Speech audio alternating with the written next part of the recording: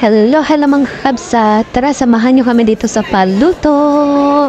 So ayan, nakapila na ako dyan at ng isa ko pang kasama. At ang iba naming mga kasamahan ay naghahanap ng table.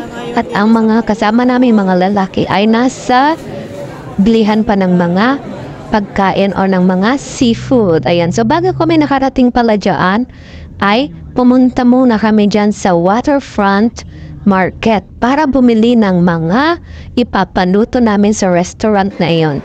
So ayun mga kakabsat, pagpasok mo dyan ay maaamoy mo talaga ang amoy dagat.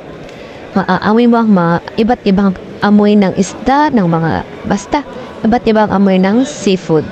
Tapos, malilito ka dyan girl kung saan ka kukuha or saan ka bibili ng mga seafood kasi ang daming pwesto dyan at grabe, ang fresh ng mga seafood, mga intay. Ang lalaki ng mga hipon, ang lalaki ng mga pusit, at saka mga crabs. So after naming mamili ng ipapaluto ay ipinalinis muna namin dyan. Mismo dyan sa market na yan ay may mga naglilinis na.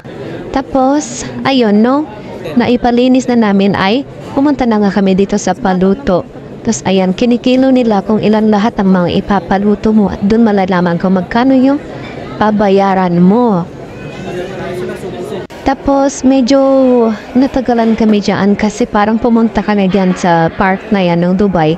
Mga alas 9 na yata kami nakarating dyan. Tapos medyo matagal-tagal din yung serving kasi nga ang dami talagang mga customer dyan. So kailangan mo talaga dyan ng mahabang pasensya.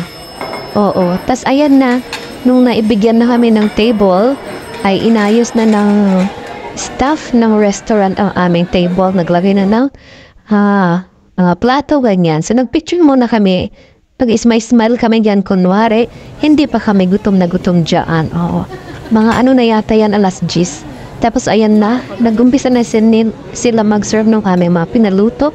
At ang unang sinerve ay ang sinigang na salmon.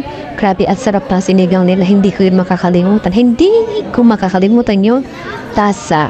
Tapos ayan, nung i-serve na lahat ng mga pagkain namin, ay hindi na rin ako nakapag-video. Tapos ayan na lang, nung natapos na lang ako kumain, ay nag-video ako. So medyo busog na kami dyan. O, di ba? Ang ganda-ganda na ng smile namin. Sa after namin kumain, ay lumabas na kami. At syempre, picture-picture muna first time namin dyan eh. O diba, kala mo dalagang dalaga. Tas ayan na, after namin kumain ay naglakad kami papunta dun sa harap ng waterfront market at dun nagabang ng taxi. Kas yun lang, bye.